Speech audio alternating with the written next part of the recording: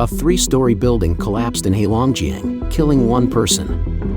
Shandong province was struck by 175 earthquakes in August.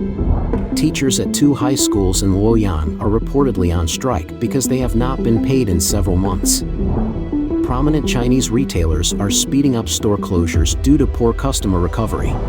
The CCP set up a private economic development bureau in an attempt to restore confidence in the private sector, but it seems to be in vain. It's all covered in today's China Truths. A three-story building collapsed in Heilongjiang, killing one person. In a startling incident that unfolded on the afternoon of September 4th, a three-story structure in Tongjiang City, situated within Heilongjiang province, abruptly crumbled. Authorities have officially confirmed a single fatality as a result of this incident. According to a report from CCTV News, the calamity occurred at 625 Xingfu Road in Tongjiang City and partially collapsed. The structure in question, characterized by its brick concrete construction and encompassing an area of about 1940 square meters, had been unused for some time. Tragically, one individual was ensnared within the wreckage and subsequently succumbed to their injuries despite prompt medical attention. An ongoing investigation seeks to uncover the underlying cause of this catastrophic structural failure. Online video footage showcases the scene in Tongjiang City, where the collapsed building stands near an intersection. Authorities have cordoned off the area, and an excavator is actively engaged in the rescue efforts with a crowd of onlookers nearby. Residents have offered insight into the history and circumstances surrounding the ill-fated building. An employee of a nearby hotel revealed that, to her knowledge, the hotel in question was undergoing renovations and was uninhabited at the time of the collapse.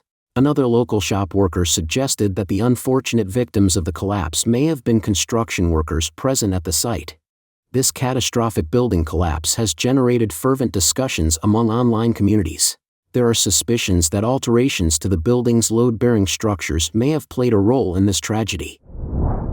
Shandong province was struck by 175 earthquakes in August. Recent weeks have witnessed a surge in seismic activity across mainland China, particularly in the Shandong province and its coastal regions. In August alone, a staggering 175 natural earthquakes were recorded in this area, including 78 minor ones with magnitudes below 1, as well as 2 significant ones registering at 3.0 or higher on the Richter scale. Additionally, there were 23 artificial earthquakes, comprising 2 collapses and 21 explosions. These seismic events were predominantly concentrated in western Shandong, the Jiaodong Peninsula, and the Bohai Sea. Over the past decade, Shandong has experienced a total of 44 earthquakes with magnitudes of 3 or higher. These included 36 ranging from 3.0 to 3.9, 7 measuring between 4.0 and 4.9, and 1 registering between 5.0 and 5.9. Notably, no earthquakes exceeding a magnitude of 6.0 were reported during this period.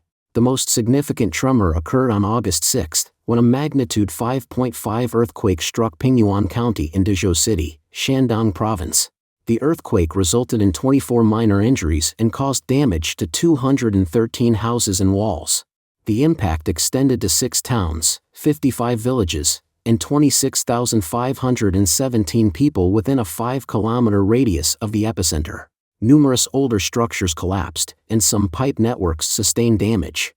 According to the Shandong Seismological Network, on September 3, yet another earthquake with a magnitude of 2.8 struck Pingyuan County, Dezhou City, Shandong province. On September 3, 2 seismic events shook different regions of China, as reported by the China Earthquake Network. The first occurred at 1822, with a magnitude 3.3 earthquake striking Zhengma County in Lincang City, Yunnan province. Later that evening, at 22:30, a magnitude 3.4 earthquake rocked Dujianjian City in Chengdu City, Sichuan province. Moving to September 4, 3 distinct earthquakes with magnitudes ranging from 3.2 to 3.9 were recorded in Xinjiang. For just 18 days, Beijing has experienced 2 earthquakes. On August 15, a 1.5 magnitude earthquake occurred in Shuni District, causing a flurry of public interest upon its initial release. However, the China Seismological Network soon retracted the information. Then, on September 1st, another earthquake, registering a magnitude of 2.7, occurred in Shunyi District, Beijing. Residents in various districts, including Chaoyang, Haidian, Chongping, and Miyun, reported feeling the tremors. The news of 175 natural earthquakes occurring in Shandong during August has left many mainland residents deeply unsettled. Some shared their anxieties, with one individual expressing, "I was profoundly shaken by the news this morning. The frequency of these earthquakes is alarming." Another stated, "Since the last earthquake, I've occasionally sensed tremors. It's disconcerting, almost like a persistent illusion. I find myself pondering the possibility of another quake every night before I sleep, fearing that I might not wake up." Teachers at 2 high schools in Luoyang are reportedly on strike because they have not been paid in several months. On September 4th, videos emerged depicting over 100 faculty and staff members gathered outside the gates of Luoyang City's No. 1 senior high school in Mengjin District. Teachers from 2 high schools in Luoyang City launched a strike shortly after the commencement of the new school year. Their protest was sparked by allegations of unpaid wages spanning several months. One instance cited was that of teacher Meng Jinigao, who reportedly initiated the strike as soon as the school term began, staging a sit-in protest. It is claimed that salaries had gone unpaid for an extended period within the school. A separate video revealed a similar protest scene at another unidentified school, with dozens of participants and onlookers from the public. Notably, the mainland Chinese internet has since seen the removal of all relevant videos documenting these events. Public records indicate that Mengjin No. 1 High School employs more than 500 staff members and maintains 2 campuses, the East and West campuses, affiliated with Peking University Mengjin Experimental School. Meanwhile, Mengjin No. 2 High School boasts over 100 teaching personnel. Both institutions bear the designation of model high schools in Hunan Province. These protests may be seen in the context of ongoing financial difficulties faced by local Chinese authorities, leading to wage arrears, particularly in economically disadvantaged regions. Hunan Province, one of China's most populous regions but economically less developed, has recently witnessed a series of teacher protests stemming from long-standing payment issues. In May of this year, 34 educators from a public school in Sanmenxia City, Hunan, made headlines by initiating a hunger strike. Their grievance was rooted in 4 consecutive years of unpaid salaries and an absence of established staff positions. To amplify their message, they posted a statement online. A similar incident unfolded on March 23, when a public notice from Xinyang's Gushi County, Hunan, circulated on the internet. Due to financial arrears on the county's part, the local electric power bureau cut off the school's power supply that morning. Consequently, the school decided to alter its afternoon schedule, disabling electric gates and requesting that students bring their boiling water. March of this year also witnessed approximately 100 teachers from Leping City, Jingdezhen, and Jiangxi Province gathering at the entrance of Leping Middle School to voice their discontent regarding persistent wage arrears linked to government authorities. Furthermore, since the previous year, educators and civil servants across various regions have experienced successive rounds of salary reductions. In some areas, demands were made for the reimbursement of previously issued bonuses, leading to widespread dissatisfaction among teachers. In June of the prior year, teachers at a senior high school in Yantai Development Zone, Shandong Province, had their salaries slashed by half and were asked to refund previously received amounts. In response, they launched a collective strike, congregating on the school premises to protest. The authorities responded by deploying a substantial contingent of public security and special police officers to suppress the demonstrations. Prominent Chinese retailers are speeding up store closures due to poor customer recovery. Prominent Chinese retailers are hastening the closure of stores due to a sluggish recovery of customer footfall following the pandemic. Gome, once a leading household appliance retail giant in China, has shuttered numerous outlets in Shanghai and other cities, according to a report by Nikkei Asia. Over the past year, local media reports indicate that Gome has also closed stores in Nanjing and Xi'an.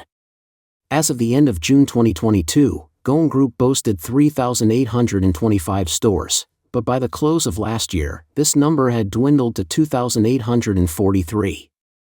In February of this year, Li Huntao, senior vice president of GOM, revealed plans to retain around 300 primary, directly operated stores, though specific current figures were not disclosed. However, as reported by Caixin in July, the number of stores has fallen to less than 1/10 of its mid-2022 projection. Another major retailer, Suning.com, is grappling with similar challenges. By the close of 2022, the group had reduced the count of home appliance stores under its direct operation to 1,435, marking a 38% decline from the end of 2019. Both companies experienced substantial net losses in the first half of this year. GOM Electric released its H1 2023 results on August 31, reporting revenue of 415 million yuan, about $56.8 million, reflecting a staggering year-on-year drop of 96.6%. Losses expanded by 19% to reach 3.539 billion yuan, about $484.5 million. Suning.com's financial report, unveiled on August 30, disclosed H1 2023 revenue of 34.04 billion yuan, about $4.66 billion, down by 8.52% compared to the previous year, with a net loss of 1.93 billion yuan, about $264.2 million. In addition to home appliance retailers, supermarket chains are also grappling with their own set of challenges. Despite its French origins, Carrefour's operations in China are overseen by Suning.com Group. According to Suning.com's recent financial report, as of June 30, 2022, Carrefour boasted 181 stores in China. However, by the end of June this year, only 41 remained, signaling a substantial loss of over 77% of its store count.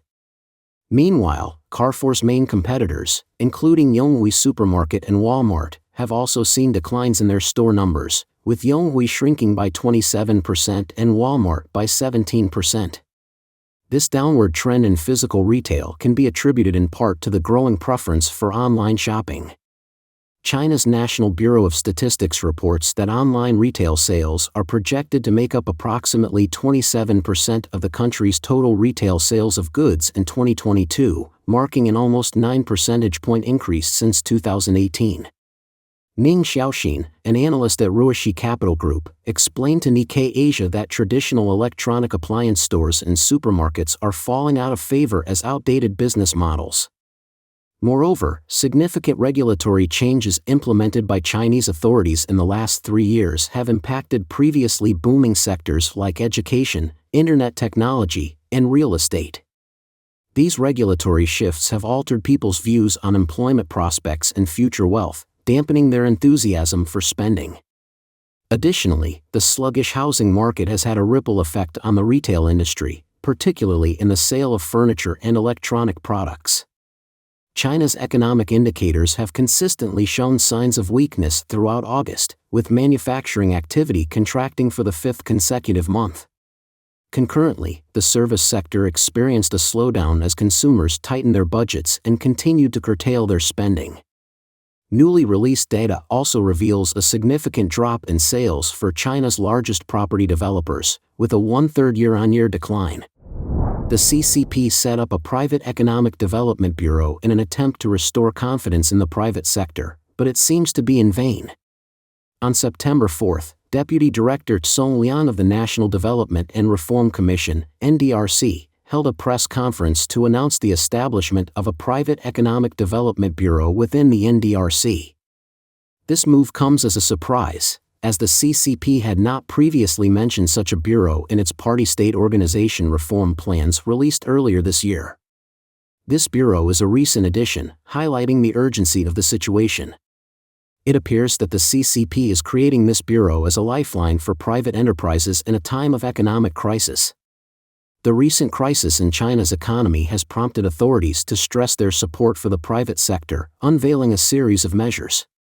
Among these initiatives, on July 19, the State Council of the CCP introduced the opinions on promoting the development and growth of the private economy, commonly referred to as the 31 Articles of Support for Private Enterprises. However, critics argue that the CCP's policies are contradictory. Article 31 explicitly prohibits government departments at all levels from imposing entry barriers through procedures like filing, registration, annual inspections, accreditation, certification, or branch establishment requirements. Yet, on August 8, the Ministry of Industry and Information Technology released new regulations mandating advanced registration for all mobile applications before they can operate. It's worth noting that the majority of mobile app operators in China are private enterprises. Some domestic small business owners, like Dongping, voiced skepticism about the CCP's reforms. They see these measures as mere attempts to maintain the CCP's control rather than genuine efforts to revitalize the economy.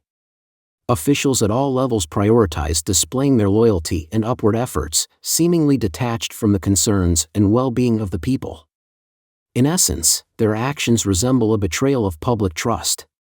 Dongping contends that it has become evident to all that if the authorities persist in targeting property owners and promoting the concept of common prosperity, prospects for various sectors are bleak. He highlights that the prevailing atmosphere in society is one of decadence and hopelessness. Consequently, regardless of the Chinese Communist Party's extensive propaganda efforts, they appear futile.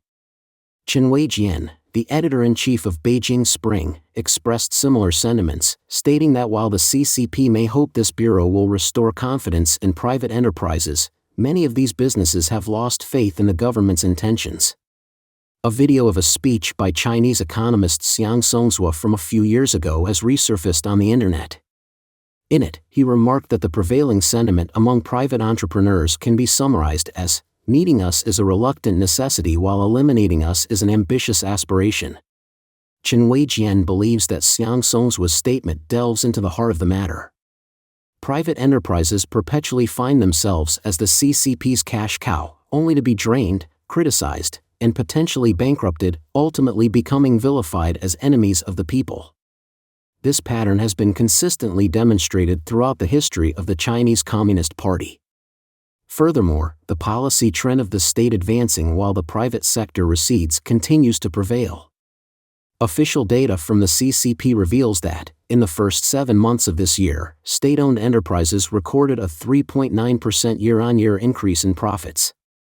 In contrast, industrial enterprises nationwide, particularly those above a certain size, experienced a significant 15.5% year-on-year decline in profits during the same period. Don't forget to leave a comment in the section below to share your opinions on today's topic with us. Make sure to like and subscribe to see more interesting topics from China Truths.